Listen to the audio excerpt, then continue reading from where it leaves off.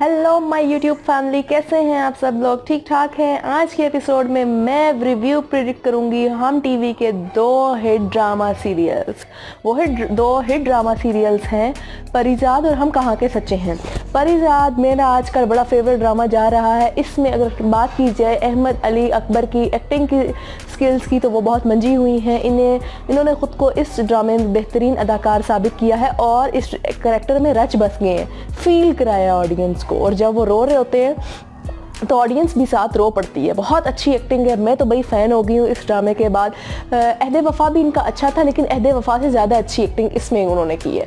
और अहदे वफ़ा से बिल्कुल डिफरेंट कैरेक्टर है, बल्कि ये वाला कैरेक्टर मेरा नहीं ख्याल कि इन्होंने पहले कभी किया है। बहुत अच्छा है, बहुत अच्छी एक्टिंग है, बहुत ज़बरदस्त कैरेक्टर को निभाया है। कैरेक्टर की जो डिमांड्स थी उस सारी डिमांड्स पर ये पूरा उतरे हैं। और उसके बाद अगर बात की जाए मेरे नज़दीक इसका एंड क्या हो सकता है, इसका एंड मेरा ख्याल है इसकी हैप्पी एंडिंग होगी। वो ये कि ऐसे कैरेक्टर्स को अमूमन सोसाइटी कबूल नहीं करती और माशरे में हमारे ऐसे बेपनाह लाखों बल्कि करोड़ों ऐसे इंसान फिर रहे होते हैं जिन्हें सिर्फ इसकी शक्ल और रंग की वजह से जज किया जाता है और जिन्हें बहुत ज़्यादा तनकीद का सामना होता है। हाँ, अगर इसके साथ दौलत हो तो दौलत इनके ऐबों पर पर्दा डाल देती है, लेकिन इन परिजात की बदनसीबी यह है कि इसके पास दौलत भी नहीं है।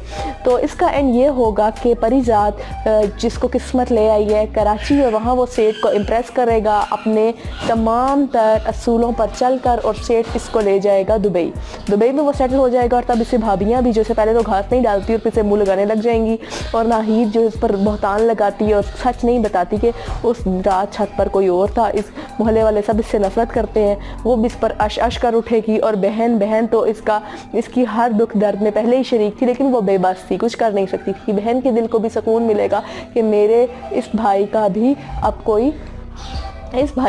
कोई पूछता है, इस भाई को भी अब कोई इसके साथ अच्छा सलूक करेगा। और परिजात की पास दौलत आ जाने से इसकी तमाम तर रंगत पर पर्दा पड़ जाएगा, क्योंकि अमूमन ऐसा ही होता है कि अगर आपके पास दौलत हो तो वो तमाम तर ऐबों पर पर्दा डाल देती है। इस तरह की रंगत को हमारे माशरे में जो ब्यूटी है उसको बहुत ज़्यादा समझा जाता है, और अगर आप ब्यूटी आपके पास ना हो और इसके साथ आप गरीब भी हो तो आपके ऐब दुगना हो जाते हैं और सोसाइटी में बहुत तनकीद का सामना होगा। इस परिजात बेचारे को ना घर में कोई पूछता है ना कोई बाहर पूछता है, जगह जगह पर से ठोकरें मिलती हैं, लेकिन सच्चा होता है, पियानो का शौकीन होता है, और आगे जाके ये पियानो बहुत अच्छा बजाने लग जाएगा। इसको कोई अमीर होने के बाद कोई अच्छी लड़की भी मिल जाएगी, और ये सेठ के साथ इसी तरह ईमानदारी, दयानतदारी और सच्चाई के साथ नौकरी करता रहेगा। ये होगा मेरे नज़दीक परिजात का एंड, हैप्पी एंडिंग। और अगर बात की जाए हम कहाँ के सच्चे हैं, बेहतरीन ड्रामा जा रहा है। इसमें असवद का बनता है सैंडविच, दो लड़कियां हैं, लड़का एक है। अब वो किसके पास जाए? तो असवद और महरीन की शादी होने वाली थी। एन मौके पे मशल साहिबा ने अपना कटा खोल दिया, यानी कि खुदकुशी कर ली, और उसका इल्ज़ाम सारा आया महरीन के सर पे। लास्ट एपिसोड बड़ी ही सैड थी, और जिसमें महरीन जेल चली जाती है और मशल कब्र में, और असवद दुनिया में अकेला रह जाता है, एक लड़की भी नहीं मिलती उसे। लेकिन बात की जाए इसके एंड पे तो इसका एंड जो होने वाला है बहुत ही सैड होने वाला है। जैसे परिजात का एंड अच्छा होगा और इसका एंड सैड होगा। सैड इसलिए होगा क्योंकि असवद या तो अपने मामू को राज़ी करने के लिए महरीन को जेल भिजवाने के साथ साथ उसको सूली पर लटका देगा और महरीन की मौत हो जाएगी, और जब बहुत अरसे बाद इस पर हकीकत खुलेगी कि वो मशल ने खुदकुशी की थी तो वो बहुत पछताएगा अपने किए पर, क्योंकि उसने महरीन को कत्ल किया है। असल में मर्डर वो है। और अगर ऐसा ना हुआ तो जो खाला है उनके दिल में महरीन के लिए बहुत सारा प्यार होगा, और वो महरीन को जेल से बाहर आज़ाद करवा लेंगी और असवद को किसी तरह मिन्नतें करके असवद को राज़ी कर लेंगी शादी करने पर। असवद आमादा तो हो जाएगा, लेकिन वो इस शादी को बहुत अच्छे तरीके से निभाएगा नहीं। इस शादी को घसीटेगा, महरीन को सारी उम्र टॉर्चर करेगा। जब 10-12 साल गुजर जाएंगे तो एक दिन वो अपने मामू के घर जाएगा और मशल के कमरे में पड़ा हुआ एक लेटर मिलेगा, जिसे मशल सोच रही होती है कि ज़िंदगी में तो मैंने महरीन का जीना दोबर रखा, और क्यों ना मैं मर के भी इसकी ज़िंदगी तबाह कर दूं और महरीन इसी तरह रुसवा रहे और महरीन और असवद की शादी ना होने पाए। वैसे अभी तक क्लियर नहीं हुआ कि मशल ने खुदकुशी की है या महरीन ने इसे कत्ल किया है। शेर सारी आग लगाई है शब्बो ने, क्योंकि शब्बो ने देखा होता है महरीन को उसके कमरे में जाते हुए मशल के कमरे में, और उनकी लड़ाई भी हुई होती है, लेकिन शब्बो ये जहर देते हुए तो नहीं देखा। इसीलिए उस्मान इजाज़ का वो डायलॉग मुझे बड़ा याद आ गया है, अधूरा सच पूरे झूठ से ज़्यादा ख़तरनाक होता है। वाकई ऐसा ही है, बाज़ औक़ात आँखों देखा हाल भी सच्चा नहीं होता, इसलिए हमें तहक़ीक़ कर लेनी चाहिए।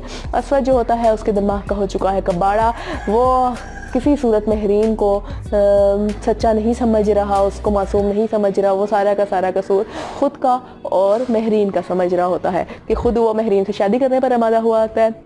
इसी सिलसिले में वो माँ को भी बोल रहा होता है कि अगर वो भी इकलौती बेटी थी और अगर इसी तरह मेरा इंतकाल हो जाता तो आपके दिल पर क्या गुजरता। ये थी इसकी सैड एंडिंग और इस पर असवद बहुत पछताएगा अपने किए पर, क्योंकि उसने जुल्म किया होता है महरीन पर दोनों तरीके से, या तो इस तरह के उसे सूली पर लटका के उसे फांसी दिलवा कर, या तो उसके साथ शादी करके उसे टॉर्चर करके उसे जहनी मरीज़ा बनाकर। लेकिन जब ये सारा मशल का खेल असद पर खुलेगा तब क्या फ़ायदा, चिड़ियाँ चुग गई खेत, तो पछतावे के सिवा कुछ नहीं रहता। इसीलिए कहते हैं तहकीक कर लेनी चाहिए। असवद की ज़िंदगी में आने वाली ये 2 लड़कियाँ, जिसमें महरीन बहुत ही मासूम भोली भाली चिशमिश क्यूट सी लड़की है, बहुत मायरा खान ने ये किरदार बहुत खूबसूरती से निभाया है, और मशल जो बहुत ही चालाक शातिर और बहुत ही दीदा दिलेर होती है। और शब्बो का काम ज़िंदगी में तीलियाँ लगाना होता है, सिर्फ वो बताती है, आधी बातें बताती है और आधी खा जाती है, और मतलब की बातें बताती है, खा जाती है जी। तो ये 2 मेरे नज़दीक ही एंड होंगे इन दोनों ड्रामास के। आप बताइएगा आप क्या सोच रहे हैं, कमेंट सेक्शन में ज़रूर बताइएगा आप क्या सोच रहे हैं, इन दोनों ड्रामास के क्या एंड होने चाहिए और क्या हो सकते हैं। ओके, जब तक ड्रामा ख़त्म होगा फिर हम इसके एंड पे रिव्यू करेंगे। See you next time, bye bye.